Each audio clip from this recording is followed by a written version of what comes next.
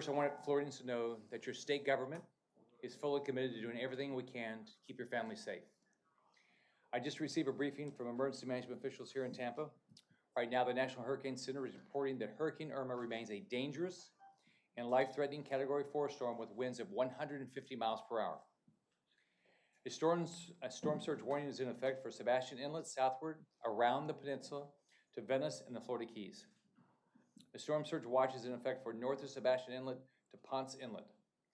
The storm surge is forecast to be 3 to 12 feet. Think about that, 3 to 12 feet. Across this area, which is life-threatening. A hurricane warning is in effect for Jupiter Inlet southward around the Florida Peninsula to Bonita Beach, the Florida Keys, Lake Okeechobee, and Florida Bay. A hurricane watch is in effect for north of Jupiter Inlet to the Flagler-Volusia County line, and north of Bonita Beach to Anclote River. Rainfall is forecast to be 8 to 12 inches, with isolated areas receiving up to 20 inches of rain. Based on what we know now, the majority of Florida will have major hurricane impacts with deadly storm surge and life-threatening winds. We expect this along the entire East Coast and West Coast.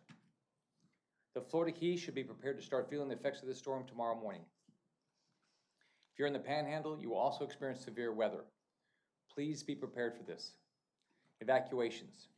I've ordered school buses to aid evacuations statewide. Multiple counties have accepted these buses, and I encourage any counties with a need for buses to evacuate residents request buses right now. Our traffic and roadways experts report that the Keys are heavily evacuated. All gas stations in the Keys are currently closed, but if you're still in the Keys, get out now. We will quickly run out of good weather to evacuate. If you need any help in the state to evacuate, 1-800-342-3557. But if you're in the Keys, leave now. Anywhere in the state, if you're told to evacuate, leave, get out quickly. I'm a dad and I'm a grandfather. I love my family. I can't imagine life without them. Do not put yourself or your family at risk.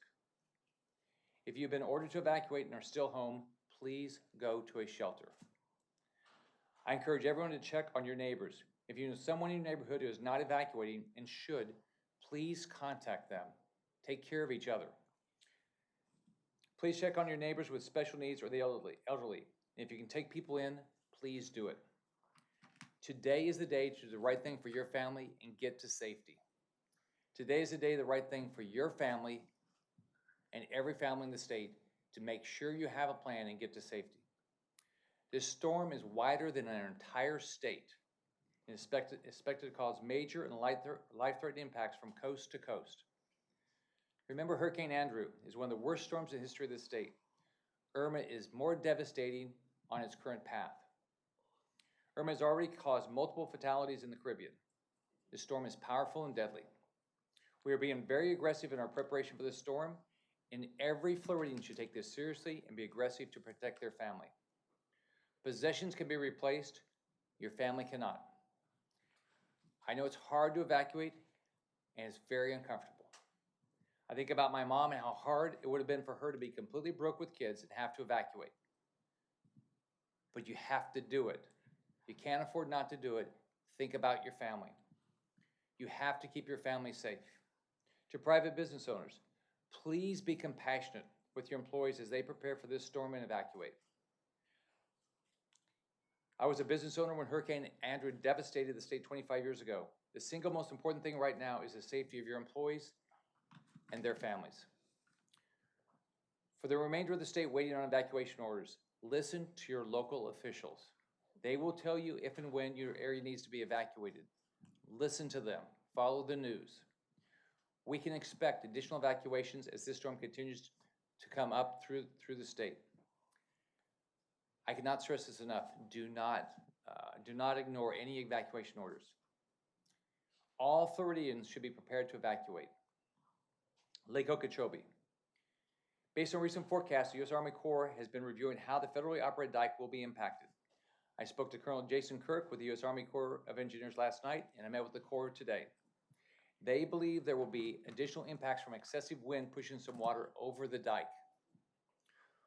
They have assured me that the structural integrity of the dike will not be compromised, but they're worried about water flowing over the top. I ordered evacuations of the cities surrounding the southern half of Lake Okeechobee from Lake Port to Canal Point in Hendry, Palm Beach, and Glades counties. The decision was made due to our sole focus on life safety. Traffic.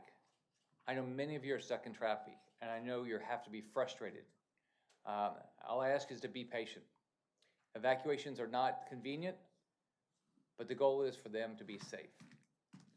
I'm glad so many people are driving to safe places. We have increased the number of troopers on Florida highways to help move traffic and keep people moving, going down the road. We have 1,700 troopers working 12-hour shifts. These dedicated officers are 100% focused on safety and aren't taking a day off. Also, all administrative duties have been suspended at FHP. This means all sworn FHP officers are on roads helping families evacuate and bringing supplies to areas of need. We've also increased the number of road rangers who are patrolling Florida's roadways 24/7 to assist motorists. Around the state, we have hundreds of DOT workers monitoring traffic cameras 24/7 to ensure traffic flows continue and evacuations proceed without interruptions. All of this is to help everyone that's going to evacuate get safely where they need to go. Contraflow. We still need southbound lanes to get needed gas and supplies down to shelters and families that need it in the southern parts of the state. Contraflow inhibits our ability to get emergency vehicles to people that need them. Right now, to ease congestion, we have activated the use of shoulders on I-75 from Wildwood to the Georgia line. But please drive very safely and listen to law enforcement. They're working to keep you and your family safe. Real-time traffic information and evacuation routes are available at fl511.com. We're seeing bottlenecks at major highway junctions, which brings up an important point. If you do not need to evacuate out of the state or hundreds of miles away to stay safe, there's a lot, you don't always have to do that. There is going to be shelters all around the state. So if you don't need to be on the road, get off and go to a shelter. We are coordinating with Google Emergency Response Team to prepare to close roads on Google Maps in real time in the event Hurricane Irma forces the closure of any roads. In my direction, all tolls on all the roads in the state have been waived. Visit Florida's Welcome Centers have transitioned to emergency information centers to help direct evacuees with the most up-to-date information. Visit Florida's Welcome Center staff and are all Red Cross certified and stand ready to assist as needed. If you are concerned that you don't have a way to evacuate due to traffic, please call the emergency hotline 1-800-342-3557. We will do everything possible to get you out. Fuel. One of our top priorities has been fuel availability. I was alerted yesterday by Vice President Pence that the federal government has waived additional rules and regulations to allow more fuel to get to Florida fast. I want to thank the EPA, I want to thank the President, the Vice President for all their efforts to help us get more fuel in the state. We know there are problems with supply at gas stations. State law enforcement are providing escort services to gas trucks to get them through traffic so they can get to these stations faster. These law enforcement escorts have continued throughout the night, and they'll go as long as possible. You've probably seen some of them around the state. For gas stations in evacuation zones, we need to stay open as long as possible so people can get fuel and get out. We will arrange police escorts for your employees so they can get out safely. So please stay open. If you're in an evacuation zone in your gas station, please stay open as long as you can. We all know how important fuel is. We're devoting every state resource, and the federal government is working to try to make sure we have all the fuel we can get here. 3 tanker trucks delivering fuel to Port Tampa Bay yesterday. We got 3 tanker trucks in, each delivering 1.2 million gallons of fuel. State law enforcement continues to escort fuel supply trucks from Port Tampa Bay, Jacksport, and Port Everglades directly to gas stations. As of 6 p.m. last night, 8.4 million gallons of fuel was shipped into Port Everglades, and more than 5 million gallons of fuel were shipped in Port Tampa Bay. We are aggressively working to move excess fuel staged in Niceville to communities throughout North Central Florida. While we're making progress, unfortunately, you're still going to see lines, and unfortunately, you're going to still see outages. I can't imagine how frustrating you have to be. I can just tell you, none of us are going to stop working on it. However, if you're in an evacuation zone in South Florida, just remember, you need to leave now. Port Everglades will be closing tonight for safety, and gas will no longer be resupplied into much of South Florida until after the storm. If you're concerned you do not have enough fuel to evacuate, please call the state emergency hotline, 1-800-342-3557. But you have to call now. You cannot call in the middle of the storm. You have to call now so we can get you out. If you know you're going to a shelter in your county, you don't have to fill up your tank all the way. So be considerate of others because others might have to be going further away. There's an app, Gas Buddy app, is a great resource to find opening stations with fuel. All ports still remain open and are operating to bring fuel and supplies in. Shelters. Last night, I directed the closure of all schools in the state, K-12, state colleges and universities, and all state offices from their normal activities. And it's today through Monday. The goal is to ensure we have all the space available for sheltering and staging. Floridians have to have access to as many shelters as possible. We're still going to see more evacuations in the northern part of the state. Fortunately, over 17,000 people have signed up to volunteer. We need more volunteers. You can go to the Volunteer Florida website, volunteerflorida.org, to sign up. We can't thank the ones that have signed up enough, but we're going to need more. There's absolutely no reason for anyone not to evacuate if you're ordered to do so. Shelters are available around the state, and you should follow the directions of the local officials to go to the shelter that fits your needs. You can go to floridadisaster.org/shelter to find a shelter in your county or neighboring county. If you need a hotel, you can go to expedia.com/Florida. Expedia is trying to help us in real time on hotel occupancy. Airbnb has activated its disaster response program. If you're an evacuee in need of a place to stay, or you're an AirHub or Airbnb host looking to open a house for an evacuee, go to airbnb.com/disaster. The Florida Restaurant Lodging Association has encouraged all hotels to waive pet policies, offer shelter, and be compassionate with cancellations. National Guard. We've already activated 7,000 members, which is right now every available member of the National Guard we have has been activated. Law enforcement. Fish and Wildlife Conservation Commission is preparing search and rescue teams for potential deployment and has more than 200 officers standing by for the first wave of response based on potential storm impacts. We've been reaching out to law enforcement across the state to make sure they have all the resources they need to keep people safe. Utility providers. They're actively pre-positioning resources throughout the state and in neighboring states. We all know how important both fuel is and how important power is going to be. We will aggressively work with the utilities to make sure if you lose power, to get your power back on as quickly as we can. I want to thank the governors of other states that have provided every time I've asked for something, they've provided it. I know the entire country is behind us. I know the president's behind us, and we have the best first responders in the country spread throughout the state and neighboring states ready to help. But we are running out of time. The storm is almost here. If you're in an evacuation zone, you need to go now. This is a catastrophic storm that this state has never seen before. We can rebuild your house, you can get your possessions again, we cannot rebuild your life, and we cannot rebuild your family. Protecting life is our absolute top priority. There will be no resource or expense spared to protect a family. Florida is tough, Florida is resilient, Florida is unbreakable. We all have to stay together and help each other. Florida is an amazing melting pot of loving people, and I'm proud to be governor of this great state. Este huracán es muy peligroso. Si vida es lo más importante. Cada familia debe de tener un plan. Por favor, salgan si están en zona de evacuación. Para más información, por favor llamen al 1-800-342-3557. Mi prioridad es que todos, familias, turistas, están seguros y preparados. Tienen que tener 3 días de agua, alimentos y las medicinas que necesiten. Como gobernador, mi prioridad es que todos en la Florida estén seguros. Now I'd like to introduce the Attorney General. One thing is that it's disgusting if anybody price gouges. I've said this around the state, I've said it on national television. We have an Attorney General that will prosecute people for price gouging. This is the time to help our neighbors. This is not the time to take advantage of our neighbors. Thank you, Governor.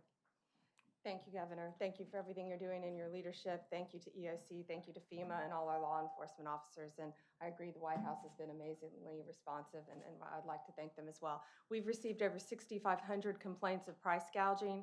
Right now, we're at the rate of over 100 per hour. These are very important for you to report 1-866-9-NO-SCAM. Or even better, if you have access to internet, myfloridalegal.com. Go on there, take a picture, send that with your complaint. What I'm asking you to do now is to prioritize. The most important ones for us right now are the life-saving ones. Save the bad ones that have made you mad, send them to me after the hurricane, and I'll go after them. Don't worry about that. But right now, what I need you to do are the complaints about the hotels are reaching up almost to 200 right now. Restaurant and Lodging Association, Carol Dover, they've been amazing, but we have some hotels out there that are gouging. My people are out in the field right now. The Sheriff's Office is going to be assisting us. Thank you, Colonel Cronister and Sheriff G, for that. But prioritize, please. Send me the complaints on hotels and on fuel. What I need on fuel, I need you to take a picture of how much they're selling it for and give me the location of the fuel station, and we will get there. Thanks to the EPA, they've driven down the price of fuel, so there's no reason for fuel to be at these exorbitant rates at many multiple gas stations. You've heard me talk about Chevron. We had a big problem with Chevron in South Florida. I've talked to Chevron corporate. I cannot thank them enough now. They have been incredibly cooperative. They are going after each individual franchise owner who's trying to hurt people. The majority of complaints about water have come, we're in the hundreds now, well over 100 against 7-Eleven stores. 7-Eleven, come on. This isn't the time to make a buck. This is the time to help your fellow citizens. Don't be profiting off water. We don't want you to lose money, but sell water at cost, or at least at a reasonable price to our citizens, because we will be coming after you if you're not doing that, as well as any other servicer of water. But the main things, again, are hotels, fuel, and then water. Anything else that's made you mad, keep those and give them to me after the hurricane. Thank you.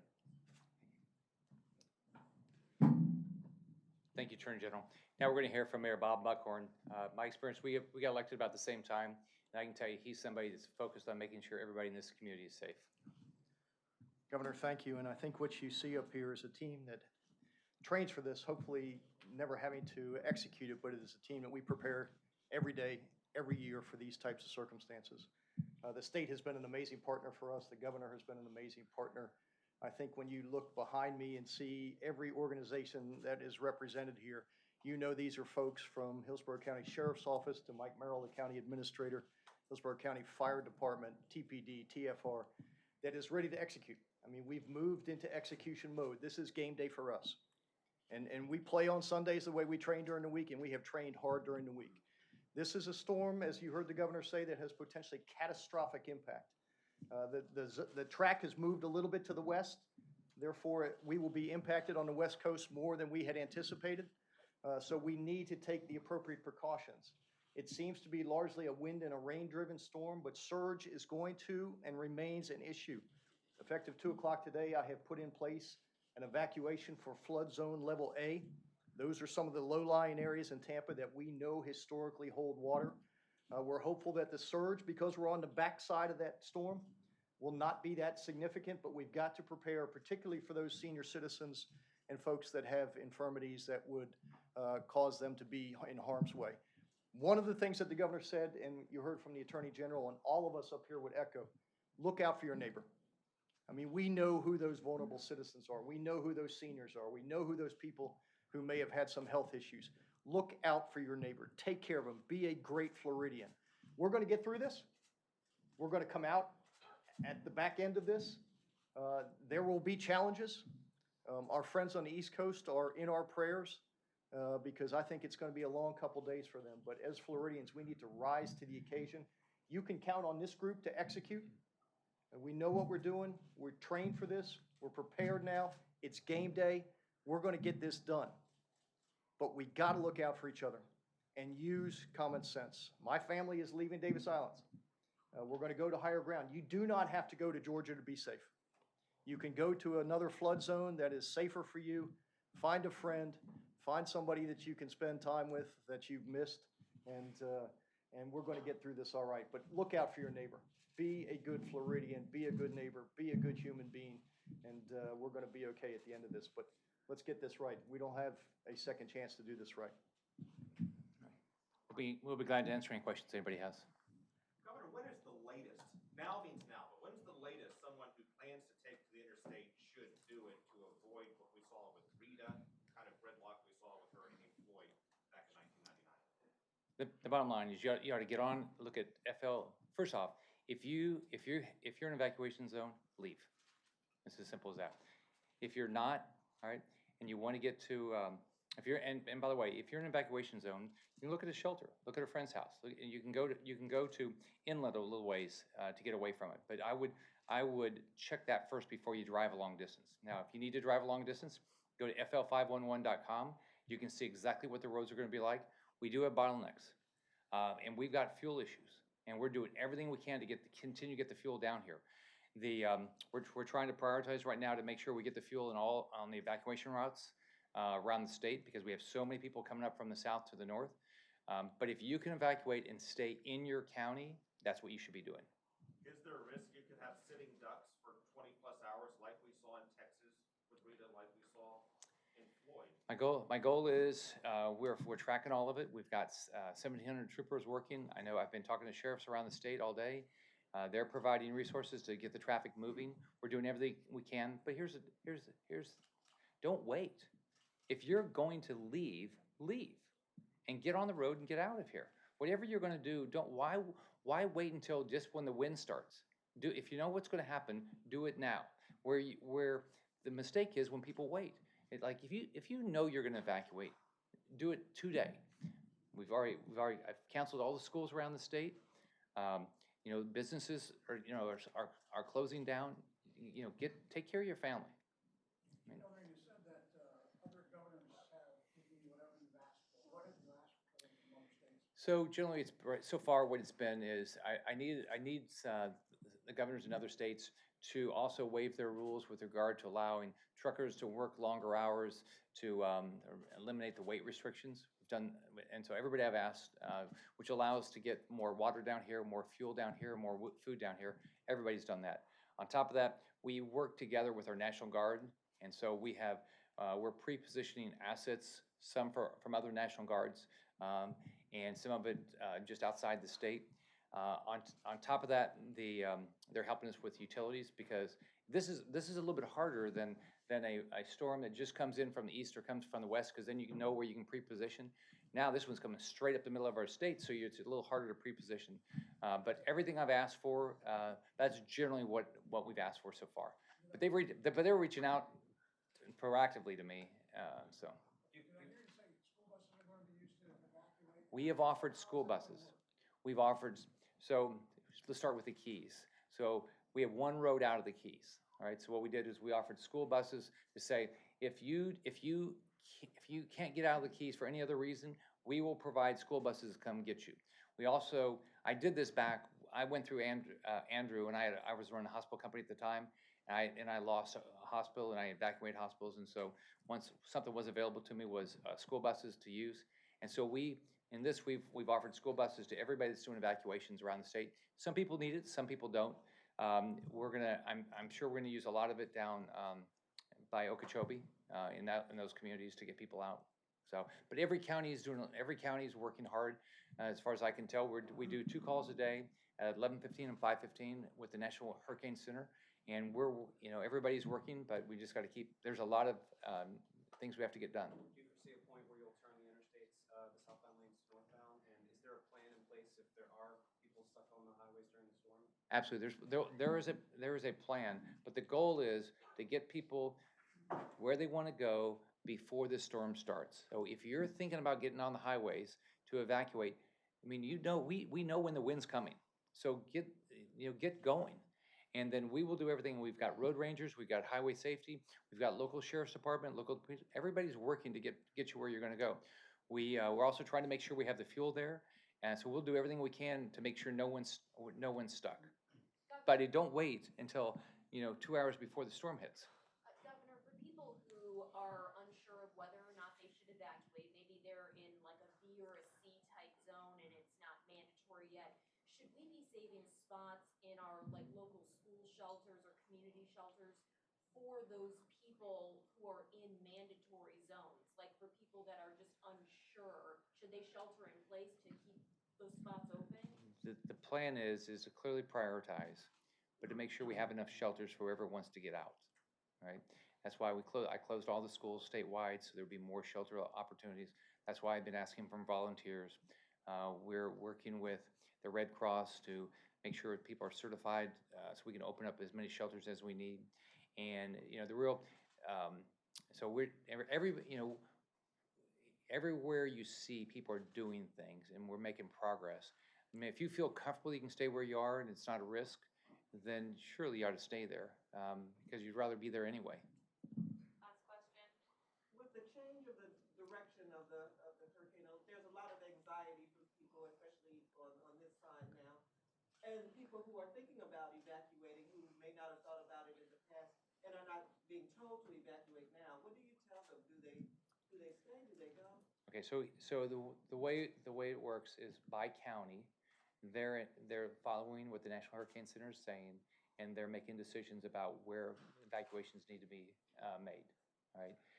And they're looking at, and the big risk with this storm, on top of how big it is, and we're going to have rain, so we'll have some flooding. It's really the storm surge. Now, clearly, the southern part of the state right now is at more risk, but you know, if you get 10 feet of storm surge, you get 5 feet of storm surge. I mean, that having 5 feet come in, flow in like that fast into your house and out, that's devastating. But people they're making logical decisions. They're trying to time it to where they give people plenty of time to get out. But if you know you're going to leave, if you've already made the plan to leave, then leave. So I didn't finish your question on the contra. Right now, what we're doing is the first thing we do everything we can to move the traffic.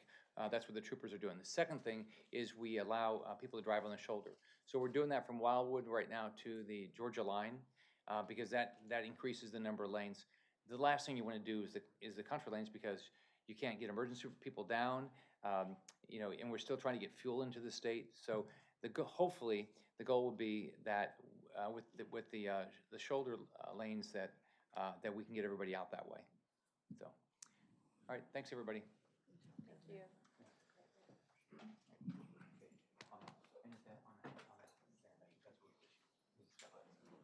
Thank you.